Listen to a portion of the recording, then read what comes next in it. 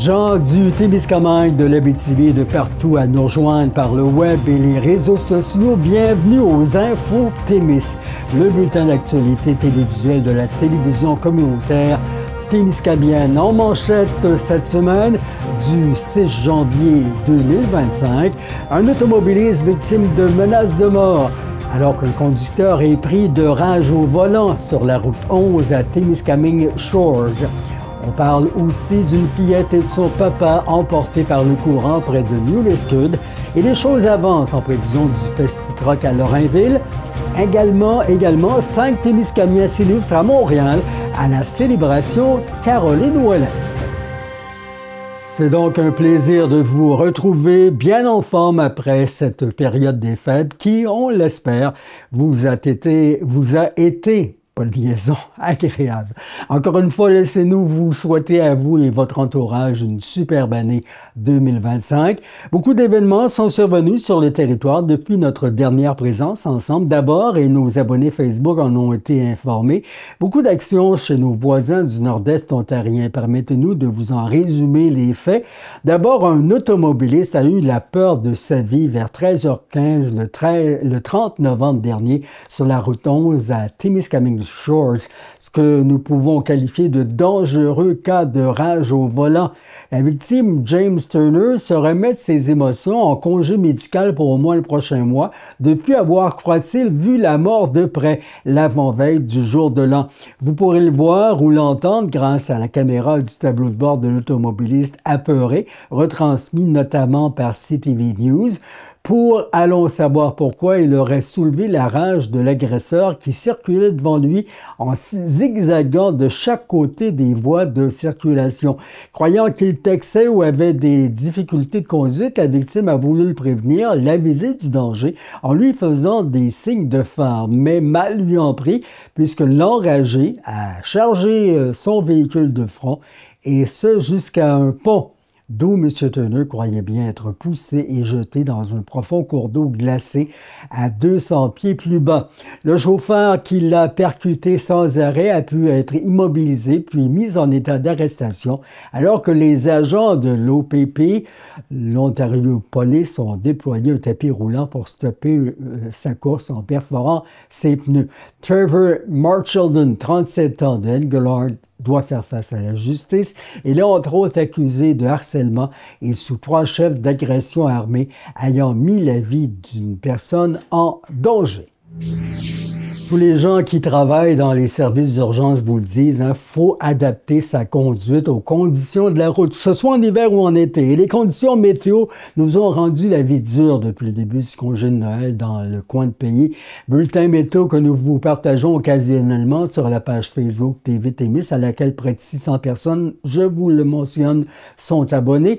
Les crampons sont à la mode, vous savez, bonhomme hiver et dame nature qui ont gâché la fête, alors que la pluie, le verglas, la neige, s'en sont donnés à cœur joie, se sont mélangés pour éprouver notre façon de conduire et rendre les déplacements compliqués, mais surtout dangereux. Logiquement, et pour éviter le pire, il y a bien des conducteurs, conductrices qui ont choisi de demeurer à la maison.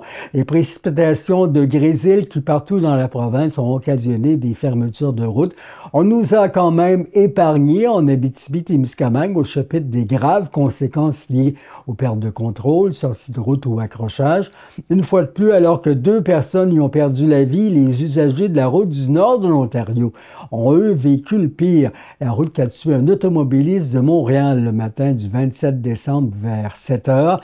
4 camions remorques, vous allez le voir, sont rentrés en collision au nord de Kirkland Lake, coinçant la victime dans sa voiture. La journée même, une collision frontale, toujours sur la route 11, a tué un autre automobiliste. Et 4 jours plus tard, la veille du 1er de l'an, 6 collisions sur l'autoroute 11 près de l'autoroute 569 sont survenues vers 21h15 à New Liskeard, près de Hurton. Toutes les voies ont été à ce moment-là fermées. Bref, l'enfer pour bien des conducteurs. Et un autre drame s'est aussi joué l'après-midi du dimanche 29 décembre, alors qu'un père et sa fille ont sombré sous la glace du Pete's Dam Park à Témiscamingue Shores.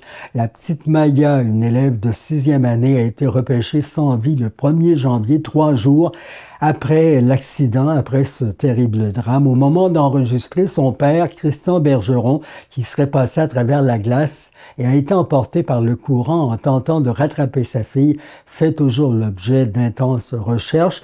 Les services d'urgence demandent aux curieux d'éviter le site. Monsieur Bergeron est le fiancé de Miranda Marriott. Il est le père de 2 garçons, Matthew et Philippe, de 2 filles, Ava, jumelles de Maya, et de son demi-fils Liam. Une campagne GoFundMe de 50 000 $ pour aider la famille dans l'épreuve se poursuit. Sébastien Lemire, merci de nous joindre à Témis TV. Euh, on s'y attendait depuis 9 ans et on en parle aujourd'hui en ce 6 janvier. Justin Trudeau qui quitte le Parti libéral et ses fonctions de premier ministre. Votre réaction comme député régional? Ben, la première réaction, c'est qu'évidemment, il était temps. Je pense que Justin Trudeau s'est accroché au pouvoir beaucoup trop longtemps et ses conséquences-là ont été tellement néfastes pour l'ensemble du Canada et pour le Québec avec ses politiques hyper centralisatrices et idéologiques. On le voit dans tous les éléments multiculturalistes qu'il a amené dans son mandat de près de 10 ans au pouvoir. Qu'est-ce qu'on va retenir du bilan de Justin Trudeau? Moi, je me pose la question parce qu'à part la légalisation du pot, je lui donne pas grande réalisation, mais au contraire des conséquences très lourdes pour l'économie canadienne, mais aussi pour la vie des gens. La gestion de la pandémie nous amène de plus en plus de rapports qui vont démontrer que ça a été une catastrophe, la gestion de la pandémie. Toutes les commandes de vaccins qu'on a payées à gros prix et qu'on paye encore, tous les programmes qui ont été implantés, plutôt improvisés et qui ont été lancés, qui n'amènent pas d'abord le retour pour aider les Canadiens, mais qui, en fin de compte, aussi vont être payés longtemps. On sait que le déficit a été annoncé à 62 milliards pour l'année dernière. Ça va par-dessus une barrière psychologique. On est déjà à plus de 50 milliards de déficit cette année. Tout ça fait partie du bilan de Justin Trudeau actuel. Et surtout, moi, je me pose la question, qu'est-ce qui va arriver dans les prochains temps? On sait que le Parlement est maintenant prorogé, donc il ne rouvrira pas avant le 24 mars. Il va y avoir une course à la chefferie au Parti libéral. Ils choisiront bien le chef qu'ils veulent. Reste que le message était très clair. Les Canadiens ne voulaient plus de Justin Trudeau et du bilan libéral. Peu importe qui sera le chef à la prochaine élection, il aura à défendre ce bilan-là et cette élection-là doit arriver le plus tôt possible. Sébastien Lemire, qui va prendre la relève, là? Il y a des gens d'autres pays qui s'en mêlent. Il y a des gens qui craignent euh, la présence d'un conservateur. Euh, Est-ce qu'on pourrait avoir pire que Justin Trudeau? Ben, j'aime beaucoup la question, Yvon, parce qu'elle met le contexte actuel, qui est l'élection de Donald Trump, qui devient le président élu le 20 janvier prochain. Donc, il devient le président des États-Unis. Et en face de lui, au nord de la frontière, il aura quoi? Un premier ministre qui a déjà annoncé son départ, qui n'a plus aucune légitimité, aucun pouvoir et qui va faire rire de lui, comme il fait déjà rire de lui par le président désigné depuis un bon moment. Et ça a de l'impact chez nous. Ça a de l'impact partout. Et vraiment, c'est là où je pense que la bonne décision aurait été de déclencher une élection et de permettre aux Canadiens de faire le choix du premier ministre qu'ils veulent avoir, mais aussi du type d'opposition qu'ils veulent avoir. Sébastien Lemire va s'amuser en 2025? Ben moi, pour moi, effectivement, ça change un peu la donne. Ça veut dire qu'à la fin janvier, on ne retourne pas à Ottawa. Ça veut donc dire plus de temps en région, ce qui est une bonne nouvelle en soi, plus de temps pour la famille, mais pour le terrain surtout, plus de temps pour aller à la rencontre des gens tant au Témiscamingue qu'en Abitibi, partout ailleurs. Je suis aussi porte-parole des Autochtones et du sport, donc ça se maintient. Donc possiblement aussi une présence terrain de ce côté-là. Avec du Évidemment, la Québec, là. nouvelle. Hein? des Pardon? rues du Québec qui s'en viennent, Sébastien. Tout à fait, auquel ma copine sera effectivement en haltérophilie présente. Donc, oui, je vais être là à Notre-Dame-du-Nord dans le cadre de cette compétition-là. Non, c'est pas. C'est pour le travail de député, c'est sûr que l'aspect Ottawa est un volet qui est important. La mauvaise nouvelle, c'est que tous les projets de loi tombe au feuilleton ou meurt avec la prorogation. Moi, celui qui me fâche le plus, c'est la gestion de l'offre parce qu'on était tout près. Il était rendu justement en approbation par comité au Sénat, mais j'en veux tellement à 2 sénateurs et au Sénat, à cette institution-là, qui a fait mourir un projet de loi qui a été adopté par 80 des députés de la Chambre des communes. Et ils l'ont fait niaiser pendant 1 an et demi à ne pas l'amener, à faire en sorte qu'il ne soit pas appelé, à ne pas le débattre, etc. Et finalement, ce projet de loi va mourir au feuilleton, comme le projet de loi pour augmenter le revenu des aînés et comme d'autres. Et ça, pour moi, c'est probablement le plus gros drame de ce qui se passe. J'ai une pensée aussi, si tu me permets, Yvon. Il y a des gâchis dans le monde politique et c'en est certainement un. Me direz-vous. Sébastien Lemire, merci d'avoir pris du temps pour nous parler, pour être de notre bulletin cette semaine. C'est fort apprécié. C'est toujours un plaisir. Merci, Yvon. À bientôt. On parle de la foire gourmande quand M. Clément a été nommé à la présidence du Renouveau. On s'attendait à ce qu'il se passe des choses, de belles nouvelles choses, et c'est le cas, là. Oui, on est content d'annoncer une foire pour 2025 et qui change de date, hein, il faut le dire. On s'en va là du 1er août au 3 août. Donc, on prend la fin de semaine là, qui finit les semaines de la construction, puis ça nous permet d'aller chercher le congé civique en Ontario. Donc, attirer plus de gens de l'Ontario. Et ça va bien, on s'attend à une belle foire, les gens ont hâte. Et quand on a du nouveau monde, quand on a un nouveau président, il y a de nouvelles idées. Puis il y en a une qui devrait plaire. En tout cas, moi, quand j'ai vu ça passer, je me suis dit, wow, ça va plaire à plein de monde. Oui, donc c'est Jessica, la responsable des événements, Jessica, la responsable des shows et activités, qui nous est arrivée avec l'idée « La foire dans ton village ». Donc, c'est d'emmener la foire gourmande dans les villages du Témiscamingue avec une expérience gastronomique et pourquoi pas une expérience avec un spectacle. Donc, souper-spectacle. Donc, on est vraiment fiers de vous annoncer notre première foire dans ton village qui va être un spécial Saint-Valentin le vendredi 14 février. Et on vous annonce en primeur que ça va être à la Verlochère, à la salle municipale. Donc, pour l'instant, on ne peut pas non plus en dévoiler trop concernant Je ne veux pas savoir c'est qui en spectacle? Non, ben ça va être, c'est le même soir, c'est souper spectacle, mais on peut pas tout de suite dévoiler qui est en spectacle. Par contre, on peut dévoiler le souper là, qui va être le traiteur Le Gîte à Mimi de la Verlochère. Donc c'est ça aussi le principe de la foire dans ton village, c'est de prendre des gens du village qui font à manger, de mettre ces gens-là en valeur. Et ça devait arriver à ça, faire une tournée des villages, parce que les villages veulent que la foire gourmande aille chez eux. Alors, ça sera certainement une activité que je pense que les villages vont frapper à la porte de la foire pour y participer. Oui, ben on espère que ça ait cet effet-là. Nous, en faisant ça, on voulait emmener la foire, que la foire reste toute l'année. Comment? Ben là, c'est ça, tu sais, en emmenant le goût d'aller dans les différents villages du Témiscamingue, parce que, oui, la foire a lieu à Ville-Marie. Ville-Marie, c'est beau, c'est grandiose, on a la place, mais tous les agro-transformateurs ne viennent pas que de Ville-Marie. Donc, c'est ce qu'on veut mettre en valeur. Témis TV est content que vous nous en ayez parlé et il y a certainement d'autres activités, d'autres nouveautés qui s'en viennent parce qu'on sent que vous travaillez fort. Ah oui, le travail, c'est de toute l'année. Hein. On est déjà en train de travailler sur la prochaine édition.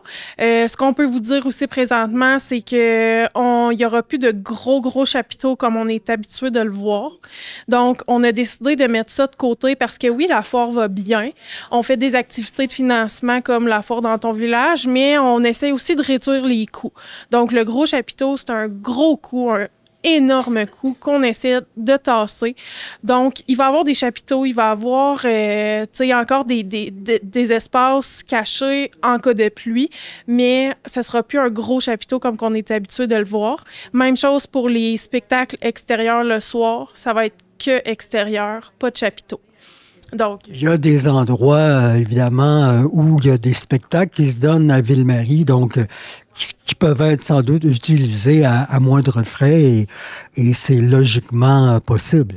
Exactement. Ça se peut qu'on mette en place des plans B, mais pour l'instant, ce qu'on parle, c'est vraiment spectacle extérieur. Puis, en cas de pluie, il va y avoir des ponchos, des parapluies de vendus.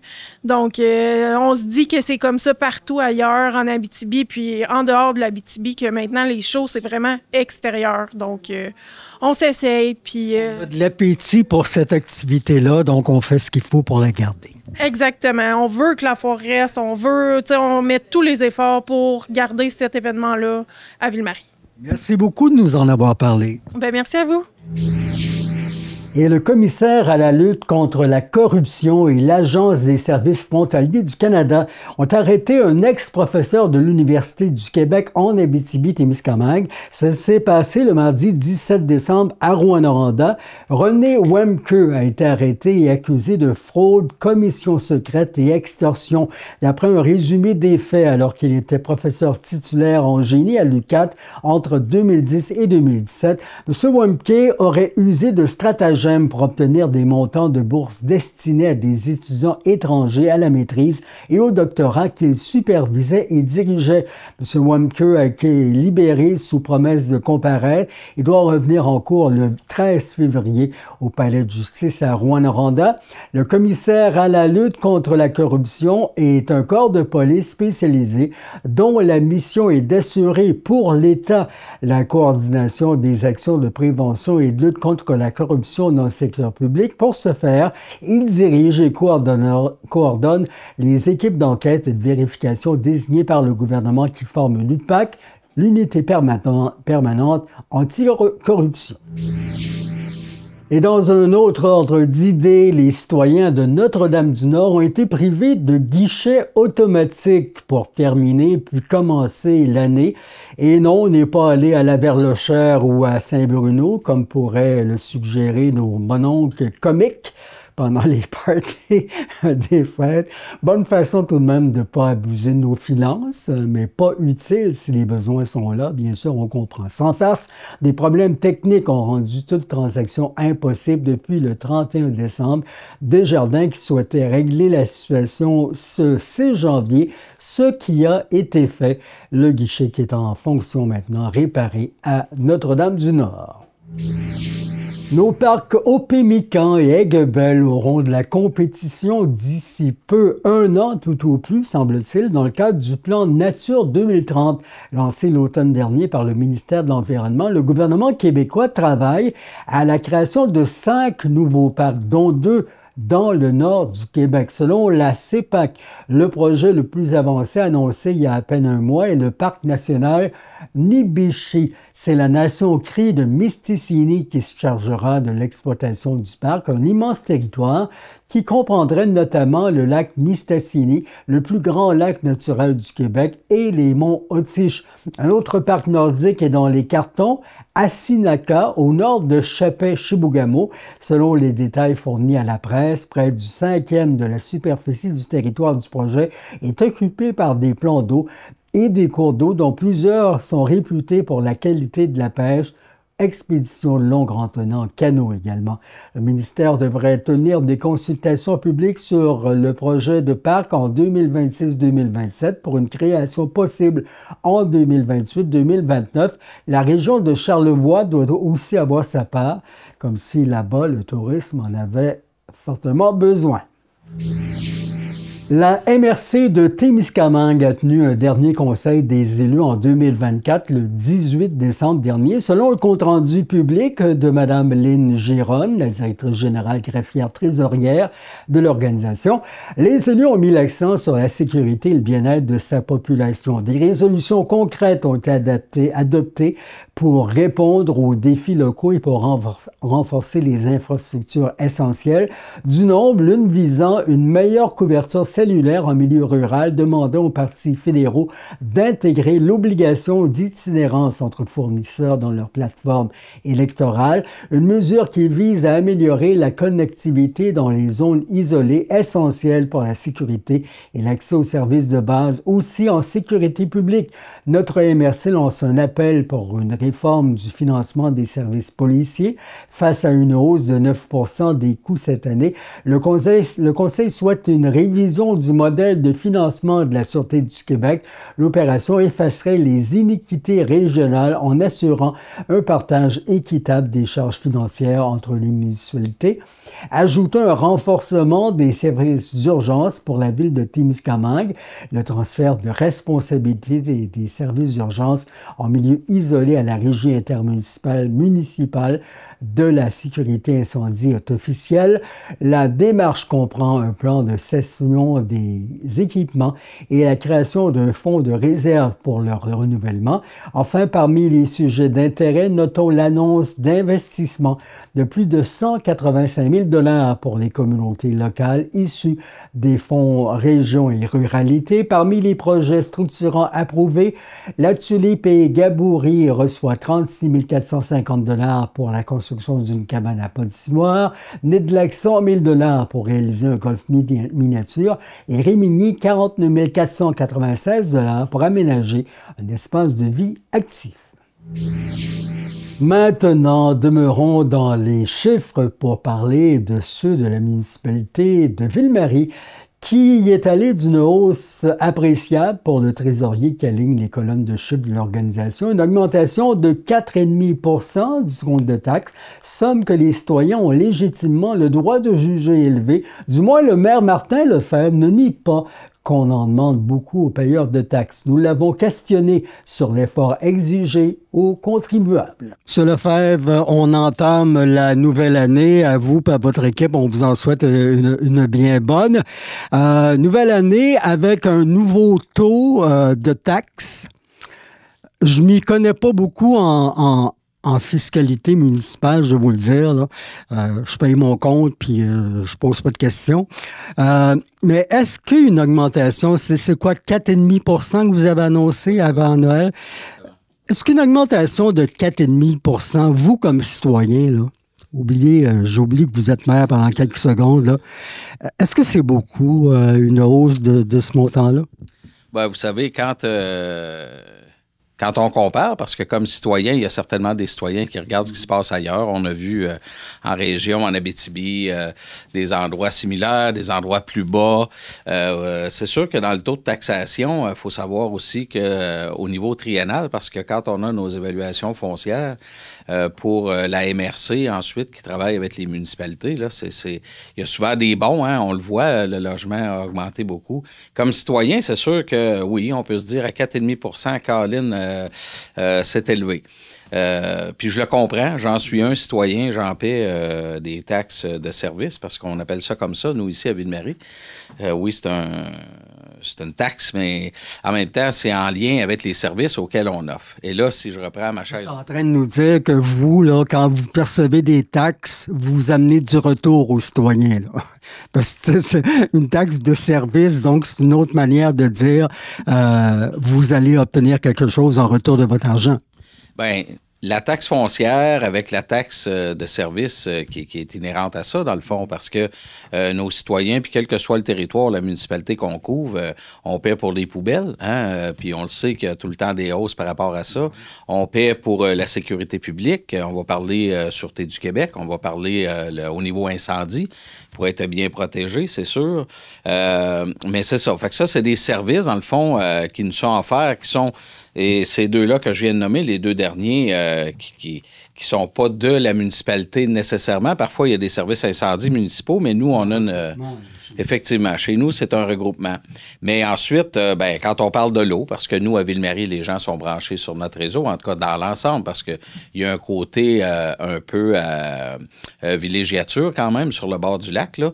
Mais quand on parle de l'assainissement des eaux, quand on parle de nos systèmes pour les égouts, il y a des coûts quand même qui sont énormes par rapport à ça, pour nommer que ces choses-là. Parce qu'après ça, le maintien de nos rues, de nos infrastructures, la neige, hein, l'hiver et tout ça. Fait que c'est sûr qu'à 4,5 %, on peut se questionner puis se dire comme citoyen, Colin, me semble que c'est élevé, tu sais.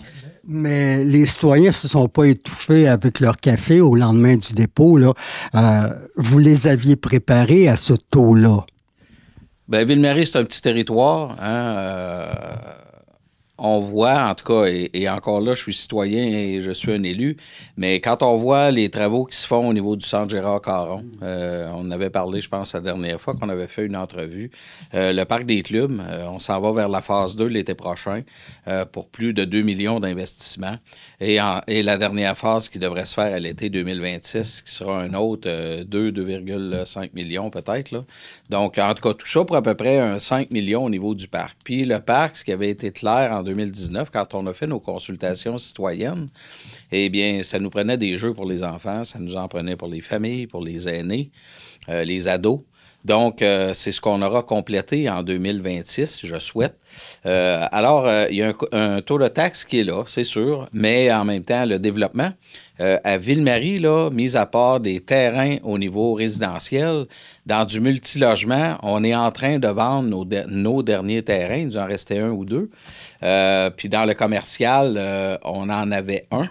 Et puis, il y a des démarches qui sont en train de se finaliser à cet égard. Donc, il faut développer aussi. On avait mis 500 000 $ de côté depuis quelques années pour ouvrir une nouvelle rue en arrière du Maxi.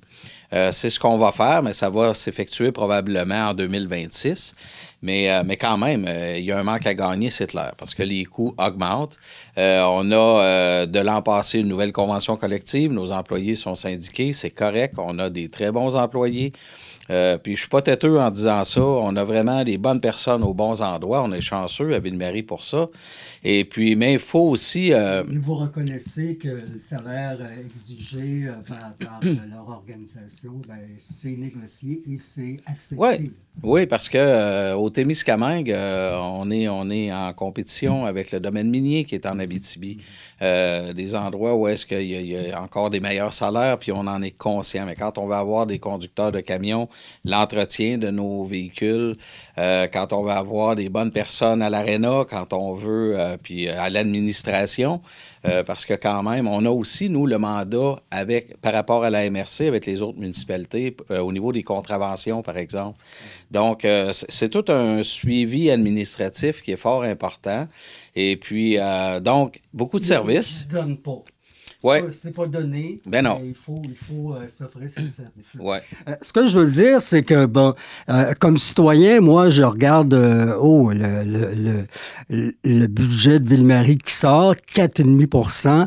Moi, personnellement, je trouve que c'est élevé, mais c'est un taux auquel on n'est pas habitué ou qu'on devrait s'habituer pour les années à venir ou c'est tout nouveau comme genre de taux, là, une élévation du genre? Parce que vous êtes pas en année électorale. Bon, et on sait comment c'est la politique. On donnera pas un 4,5 % l'année des élections parce que, bon, ça a une conséquence. Mais vous deviez sortir ce budget-là avec ce montant-là pour les exigences dans la municipalité à travers tout le développement que vous faites actuellement et que vous souhaitez faire? Écoutez, j'ai le défaut d'être transparent. De penser que l'an prochain, parce qu'on sera en élection, qu'il y aura nécessairement un taux qui sera plus bas. Oui, je le sais. Mais c'est difficile d'en parler à ce stade-ci. Mais il y a une chose qu'on sait tous, les 7 élus de Ville-Marie, et que les citoyens, je pense, se rendront bien compte dans les années qui arrivent, c'est que nos infrastructures, et je l'ai déjà mentionné dans d'autres médias, nos infrastructures ont plus de 50 ans, 60 ans. Et ça, c'est pas juste à Ville-Marie. Donc, on avait un coup de barre à donner ou abandonner ces infrastructures-là. Ville-Marie est une ville-centre pour le Témiscamingue. On sent quand même cette responsabilité, pas cette obligation de toujours vouloir faire à la place des autres, mais quand même, on est un petit milieu, mais avec 80 commerces.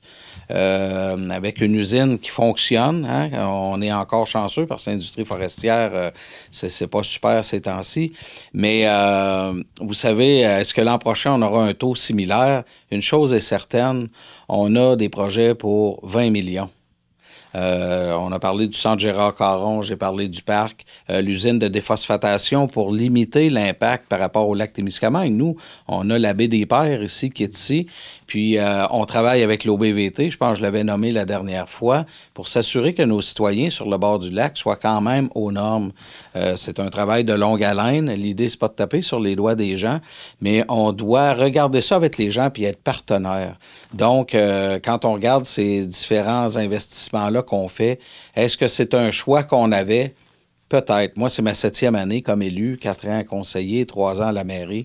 Et j'ose croire et j'espère que les élus qui seront là l'an prochain, si moi j'y suis, tant mieux. Si j'y suis pas, j'espère quand même qu'il y aura une continuité dans des investissements pour s'assurer que nos citoyens, parce que les gens peuvent à pied circuler, aller à l'épicerie, aller dans tous les services, mais ce qu'on investit aujourd'hui, si on ne le faisait pas, est-ce que ce serait moins cher dans 5 ans, dans 8 ans, dans 10 ans? Quand on regarde depuis la pandémie, les coûts ont augmenté. Donc, on s'est attaqué, nous, à la hauteur de ce qu'on était capable de faire. Et puis, moi, je demeure confiant que pour les citoyens, bien que le taux de cette année, il est élevé, mais on a des infrastructures qui seront au goût du jour. On a des employés qui sont, je pense, de façon générale, assez heureux de travailler avec des équipements aussi qui répondent à leurs besoins. Et puis, je pense que c'est la décision que les 6 conseillères avec moi ont fait comme choix. Puis l'an prochain, il y a des élections. Effectivement, si les gens ont l'impression qu'on dépense trop, c'est un choix qui sera là. On invite les gens toujours là, à se présenter aux élections municipales. Mais je peux vous dire que je ne suis aucunement gêné des choix qu'on a faits, moi, depuis 3 ans à la mairie, 7 ans comme élu à la ville de Ville-Marie. Il y avait un coup de barre à donner. On le donne, puis on y va étape par étape. Il y a d'autres choses qu'on pourrait vous parler, qu'on met de côté, parce que c'est pas vrai qu'on investit sur tout ce qui bouge non plus, mais on doit choisir des priorités. Les loisirs, c'est sûr que c'est un coût énorme pour une municipalité, mais je l'ai souvent dit dans mon ancienne vie en éducation, c'est aussi un investissement qu'on fait pour nos enfants dans notre municipalité, pour nos aînés, nos citoyens. Vous ne me garantissez pas que l'année prochaine, il n'y aura pas un autre 4,5 %, mais il va y avoir des éléments qui vont aller avec, et dont celui qui va peut-être vouloir redevenir maire pour un autre mandat, ou plusieurs, à vous de voir, ben, vous allez offrir quelque chose en retour de cette demande-là aux citoyens. Quel que soit le taux qu'on ait en charge de taxes, en service, moi, je pense que comme élu, on se doit de répondre. Pour quelle raison? On est à 2, 3, 4, 5 il peut y en avoir qui sont de façon plus élevée. Nous, ce qu'on a voulu faire, c'est de regarder à long terme. Puis on s'est dit, c'est beau de mettre un taux de taxe à 1,5 à 2 mais avec dans l'exercice dans lequel on était, puis avec la désuétude qu'il y avait sur nos infrastructures, si on faisait pas ça là, ben c'est que dans 1 an, 2 ans, 3 ans, c'est là que tu vas aller à du 6,5, à du 7 Alors nous, oui, c'est un 4,5, mais en même temps, les gens, moi en tout cas, quand je les croise, c'est sûr que c'est tout récent, là, ça vient de sortir du four. C'est ça. De la manière que fonctionne la politique maintenant, je pense que la conversation élu-citoyen, souvent, elle est facile, elle est dure. Les gens dans la rue à Ville-Marie vous ont pas, comment dire, bousculé avec ça? Non, pas à date. Puis comme je vous dis, le budget vient de sortir là, quand même. Mais en même temps, les gens qui se promènent, et quel que soit le secteur dans lequel ils sont, moi, je pense que les gens à Ville-Marie sont en sécurité. Les gens à Ville-Marie, est-ce que tout est parfait? Je suis convaincu que non. On a encore du travail à faire dans certaines rues, sur les trottoirs, améliorer en tout cas. Tu sais, quand on regarde le secteur du Maxi, il y a beaucoup de va-et-vient. Mais quand il se développe, là, actuellement, il y a quand même des multilogements qui se développent. Donc, Donc, il faut qu'on analyse tout ça aussi pour se dire, est-ce que les services là, qui sont dans ce secteur-là sont OK, là, sont corrects? On a un comité loisirs, hein? On a un comité consultatif en urbanisme. C'est des gens avec des citoyens qui sont sur ces comités-là. Il ne faut pas qu'il n'y ait que des élus. Et c'est là-dessus qu'on a un bon feeling vers où on s'en va, puis c'est important, ça. Oui. Monsieur Lefebvre, vous avez entendu ça à la fin de l'année. Amos et Saint-Félix qui ont annoncé leur regroupement. Et moi, dans l'information sur Témis TV, j'ai déclaré, c'est pas une grosse affaire, là, qu'il y en aurait d'autres fusions probablement en 2025. Est-ce qu'on s'en va vers ça, Ville-Marie et d'autres municipalités où on parle plus d'association entre les villes, parce que veut pas, si on veut pas se rendre à 6, 7, 8% d'augmentation, va falloir, j'imagine, se regrouper ou faire des ententes pour arriver. Actuellement, moi, je vous dirais, en tout cas, à court terme, là, il n'y aura pas le fameux terme fusion qui fait peur à bien du monde, là, ou regroupement de municipalités. Là, moi, j'en vois pas à court terme. À moyen terme, est-ce qu'il y en aura? Moi, je pense que c'est davantage, en tout cas, sur des regroupements de services. Vous savez, quand on demande à nos directions générales dans les municipalités d'être généralistes, d'être bon dans les budgets, d'être bon par rapport à différents règlements, en urbanisme, parce que dans les petits milieux, c'est ce qu'on demande à ces gens-là. Et ça, c'est difficile parce qu'on a de plus en plus de responsabilités au niveau municipal. Et dans ce sens-là, moi, je vous dis, quand on a des bonnes personnes qui sont au niveau budgétaire, pourquoi on ne pourrait pas avoir une personne comme ça qui pourrait travailler en accompagnant 2, 3, 4 municipalités? Quelqu'un pourrait me dire, ouais, mais c'est pas toi qui le fais, là, donc c'est facile à dire. Mais quant aux travaux publics, nos équipements, c'est la même chose. Des fois, on dédouble là, dans chacune de nos municipalités. Bien, il y a peut-être des prêts ou des ententes qu'on pourrait y avoir. Moi, en tout cas, je suis convaincu qu'au Témiscamingue, on est capable d'aller plus loin que ce qu'on fait actuellement. En prenant comme exemple notamment le service d'incendie, là, ouais. Ça va très bien. On pourrait faire la même chose avec d'autres départements de la ville de Ville. Au niveau des loisirs, hein, ça s'est questionné beaucoup, le phénomène des arénas, centres communautaires, par exemple, à Lorrainville. Ça peut être projet piscine, effectivement, le Théâtre du Rift. Hein, ça a été le premier véritable exercice qui a été réalisé où est-ce que la plupart des municipalités s'engagent là-dessus. Ben, écoutez, le Témiscamingue est un grand territoire, peu de population, mais est-ce qu'on a le droit d'avoir ces services-là, d'être capable d'attirer des artistes qui viennent d'ailleurs, d'avoir un endroit pour nos artistes locaux, évidemment, mais d'être capable d'attirer aussi, que ce soit dans le théâtre, en chanson ou autre, on a ce droit-là d'avoir ça. Et les artistes aiment choisir le Témiscamingue parce qu'ils découvrent un coin du pays effectivement. qu'ils n'auraient jamais connu, peut-être. C'est en plein ça. Fait que ça, c'est le domaine culturel. Au niveau des loisirs, ben oui, on a le défi de nos 3 arénas. Je parle secteur centre, là, parce que quand même, il ne faut jamais oublier le secteur sud. Le secteur sud aussi ont leur défi, là. Puis on apprenait là, la démission de M. Pierre Gingras là, pour fin décembre. C'est d'ici quelques jours. Je connais bien Pierre, qui s'est impliqué énormément depuis 25 ans. Donc, à Témiscamingue, ils vivent aussi leur défi là, avec possiblement les municipalités voisines. C'est ensemble. Moi, je vous l'ai dit à la dernière entrevue, Ville-Marie, oui. Ville-Marie seule, non. Je la retiens, celle-là. Je l'ai improvisée lors de l'entrevue.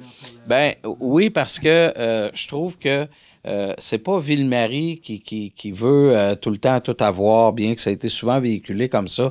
Ville-Marie, les commerçants de Ville-Marie, on a besoin des municipalités voisines. Mais moi, je pense que l'inverse est aussi vrai. On a besoin de travailler ensemble, de travailler sur des stratégies de regroupement de services. Parfois, ça peut être au niveau d'employés, ça peut être de bâtiments, ça peut être... c'est à réaliser. réalisé. Il y a des pas qui ont été faits avec Andlier-Laverlechère au niveau de regroupement de municipalités. Est-ce que tout est parfait? Possiblement que non. Mais est-ce que les gens reculeraient si on questionnait des individus? Certains vont dire oui, d'autres vont dire non. Mais en même temps, moi, je pense qu'il faut regarder ça à moyen terme pour des regroupements de municipalités, mais à court terme, des regroupements de services. Ça, c'est clair. On en jase. C'est pas un secret de polichinelle. Il y a des petits milieux qui en jasent beaucoup. Puis c'est tant mieux parce que notre territoire a besoin d'être reconnu. Et utilisons les personnes qui ont des compétences pour faire face à ces défis-là. Moi, c'est ce que je souhaite. 2025 est là. Vous avez sur la table les projets qui avancent. Est-ce que dans la réflexologie de Martin Lefebvre, il y a d'autres désirs pour 2025? Puis, bon, ou est-ce qu'il garde ça pour l'année électorale que sera 2026? Non, je n'ai pas de secret. Je vous l'ai dit tantôt, la transparence, oui, il y a des choses parfois qu'on peut garder pour nous, malgré qu'on veut bien être transparent. Mais non, je n'ai pas de cachette par rapport à ça, en ce sens qu'on a déjà beaucoup de projets. Oui, à Ville-Marie, sur la planche à dessin. Il y en a au niveau territorial aussi, c'est clair. Hein? On a parlé souvent du projet au Nimiki, par exemple. Au niveau de nos fameuses, je vais l'appeler comme ça, nos fameuses poubelles, qu'on doit envoyer à Rouen, qu'on doit parfois au niveau du recyclage vers Gatineau. Pour léger les poubelles, en tout cas, essayer de réduire. Oui, effectivement, c'est ça. C'est que, oui, il faut se casser la tête, essayer de diminuer nos coûts, mais c'est sûr qu'il y a un exercice avec tous les citoyens en permanence ici, le défi qu'on a avec nos touristes qui viennent de l'extérieur, qui vont dans nos campings, qui vont au parc au Pémican, avec les résidences secondaires. C'est pas parce qu'on devient en vacances que tout doit aller dans un sac. Ça, on le réalise beaucoup l'été. Hein?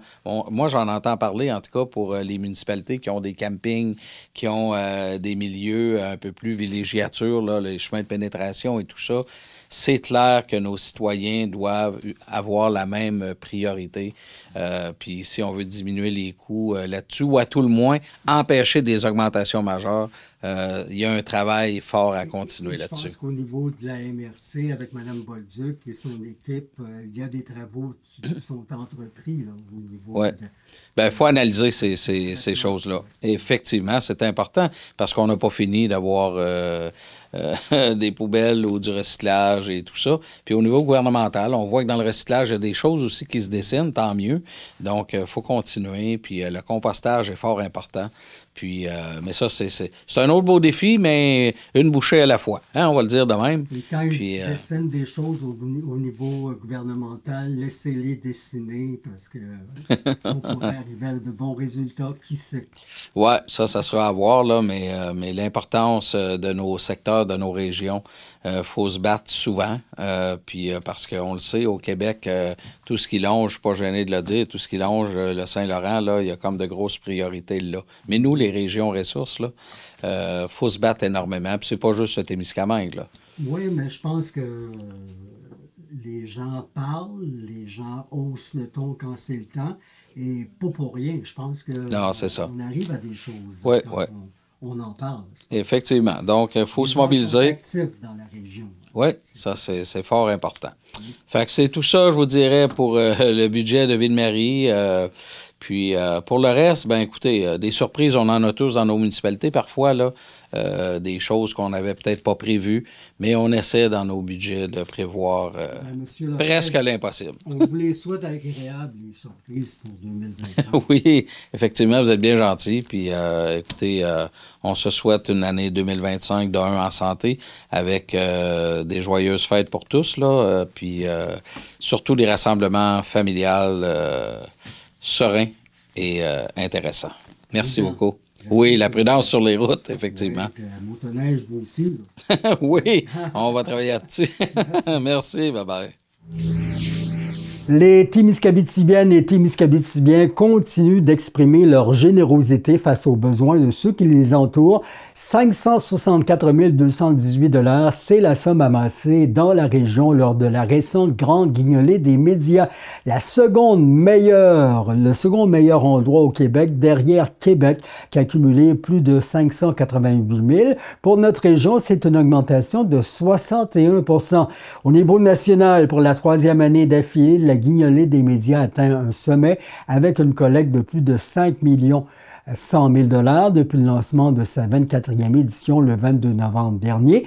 Dans un contexte économique instable, de tels résultats qui font chaud au cœur, la mobilisation constante et soutenue d'une centaine de médias depuis près d'un quart de siècle permet cette démonstration d'humanisme. Depuis la naissance de la guignolée des médias en 2001, oui, au-delà de 67 600 000 $ ont été versés à une centaine d'organismes et de comptoirs d'aide alimentaire partout dans la province.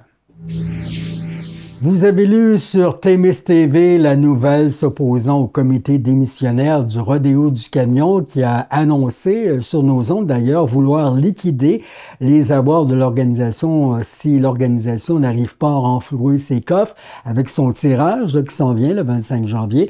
Rappelons qu'avant Noël, Notre-Dame-du-Nord a annoncé sous menace de poursuite vouloir s'y opposer. Par ailleurs, toujours dans le monde du divertissement, du monde du camionnage, les choses avancent au Festi Truck de Lorrainville, le maire André Martineau. M. Martineau, merci d'abord de nous parler en ce début d'année. Et même si vous n'êtes pas le responsable du Festi Truck, mais bien associé parce que la ville veut bien le tenir, vous avez, avant le congé de Noël, pris une décision importante parce que les gens voulaient que le terrain où on voudra bien tenir l'événement soit changé de place parce que il souhaitait de l'amélioration. Et à la ville de Lorrainville, vous avez accepté d'améliorer un peu les choses. Oui, exactement. C'est après la réunion que nous avons tenue avec nos citoyens, un des changements qu'il fallait faire, c'était l'endroit, parce que les gens trouvaient que c'était trop près des maisons, etc. Donc, nous avons écouté ces gens-là et nous avons trouvé un autre terrain qui est un petit peu plus loin sur la même route. Puis, nous l'avons regardé avec les gens du Festi-Truck, puis tout le monde était d'accord. Donc, nous avons offert ce terrain au comité. Et il y aura une autre réunion pour voir ce qu'il y en est, parce que c'est pas, faut le dire aux gens, faut le rappeler aux gens, là, le Festi-Truck, là, c'est pas en 2025 qu'il va se tenir. Donc, vous avez du temps pour préparer le tout et ne pas, ne pas faire de flat sur les trucks, là. Exactement. Le comité s'est donné quelques années pour faire la piste, mais le comité va rencontrer les citoyens avec leur projet final qui va être dans les prochains mois. Et après ça, ben là, il va y avoir déclenchement là, des travaux et des choses.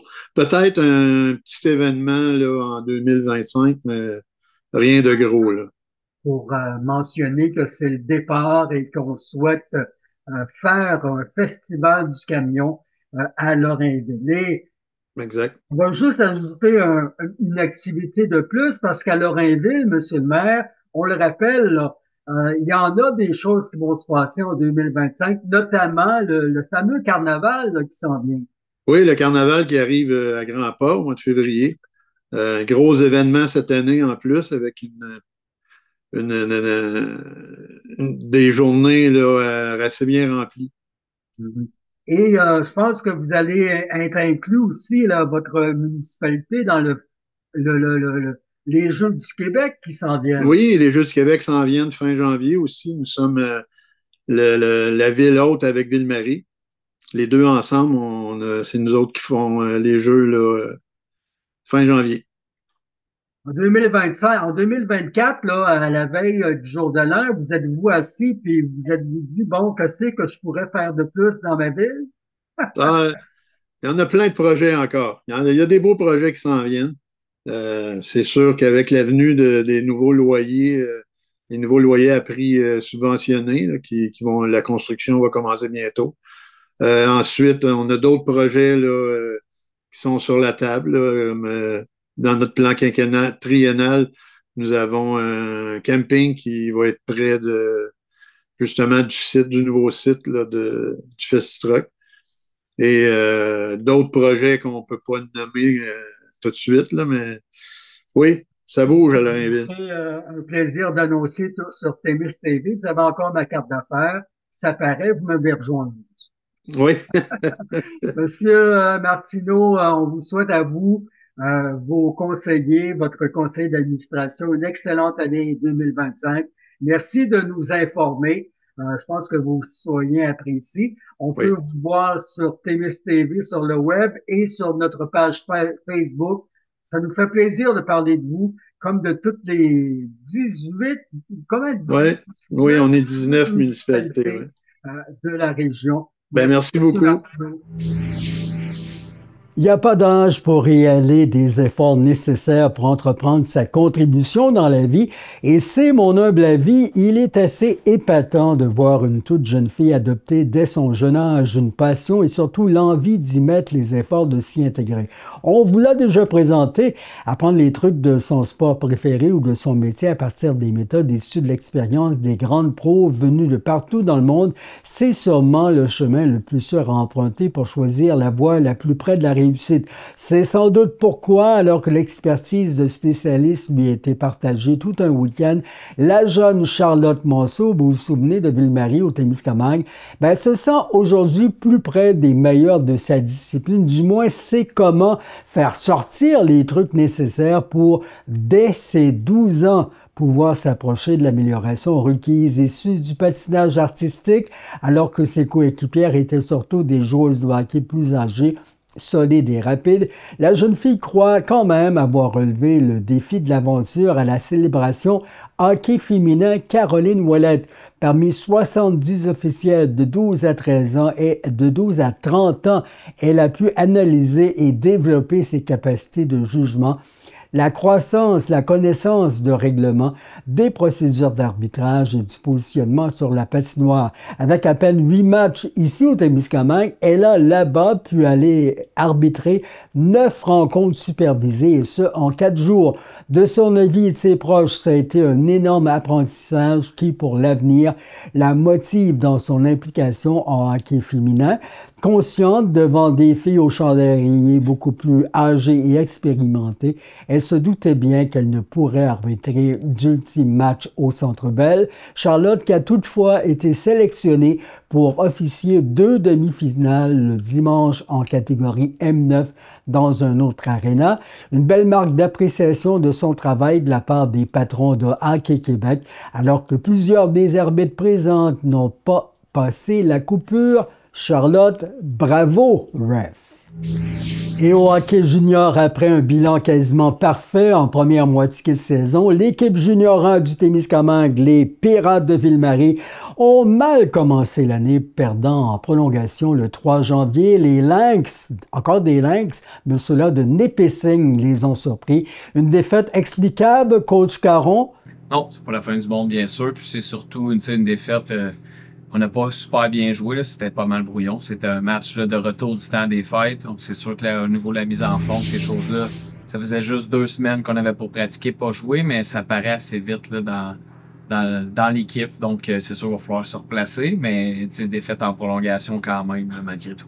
4-3 contre les Lynx de Nipissing, c'est un club quand même qui est à égalité pas mal avec les Pirates. C'est sûr que c'est une équipe qui est un peu en arrière de nous. Au niveau des points, ça se ressemble. On a quand même pas mal de matchs de moins de jouer qu'eux, donc ça peut sembler plus égal, mais si on est très honnête, on est quand même en avant d'eux. Et de cette saison aussi, là, dans les duels, on avait gagné plus de matchs contre eux qu'ils en ont gagné, mais ça reste un adversaire là, qui est intéressant, c'est sûr.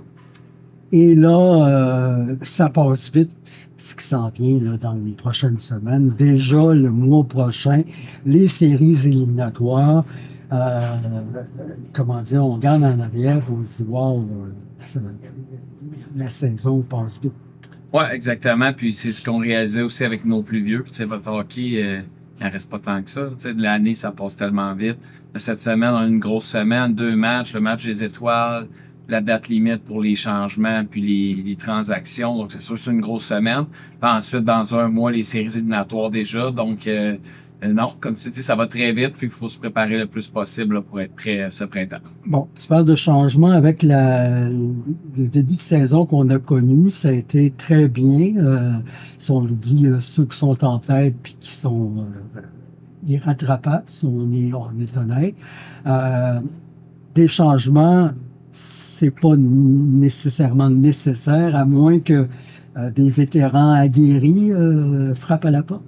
Ben, c'est toujours ça un peu, c'est toujours d'évaluer notre équipe. Il y a eu une belle progression de plusieurs de nos jeunes. Il faut pas se mentir non plus. Dans l'année, Émeric Godette s'est joint à nous, qui a changé beaucoup de choses là, au niveau de notre défensive. Mais c'est toujours à évaluer. Est-ce qu'il y a des joueurs qui peuvent vraiment nous aider ou pas, ou est-ce qu'on y va avec les éléments qu'on a déjà. Donc, c'est ça. C'est la dernière semaine pour évaluer tout ça puis voir s'il n'y a pas des changements à faire ou non. Mais on s'attend pas à beaucoup de changements, ça, c'est sûr. Les partisans des Pirates de Ville-Marie ont déjà vu l'équipe aspirer aux grands honneurs. C'est encore possible cette année. Ouais, c'est sûr que cette année, oui, on a une bonne saison, mais ce qui est le plus révélateur aussi, c'est toujours ça que je regarde, comment on fait contre les bonnes équipes. Les Rattlers qui sont premiers, on a joué 2 fois contre eux, on a perdu 1 fois, on a gagné 1 fois. Puis, tu sais, la fois qu'on a perdu, on a perdu quand même un bon score, mais c'était en début de saison où est-ce qu'on jouait peut-être pas notre meilleur hockey. Puis la dernière fois, on était joué là-bas.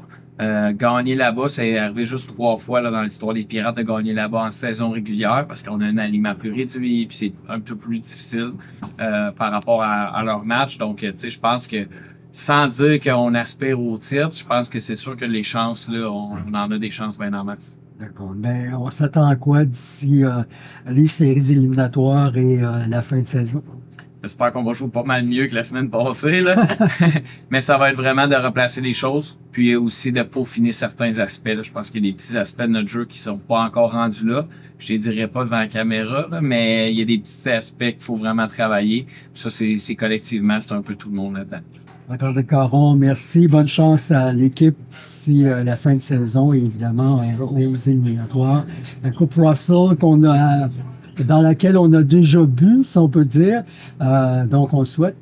Oui, c'est sûr qu'on se le souhaite. Ça, à toutes les saisons, on se le souhaite. Je pense que c'est une belle chose. Notre équipe est toujours dans le mix à chaque saison. L'année passée, ça a moins bien été la série, mais on sait tout ce qui s'est passé avec les événements, avec Mathias, tout ça. Puis avant ça, c'est sûr qu'on avait atteint la finale, ces choses-là. Donc, oui, on a toujours été dans le mix, puis on veut l'être encore cette année. Et de la façon dont ils réagissent à l'aréna, les partisans y croient, donc juste ça aide.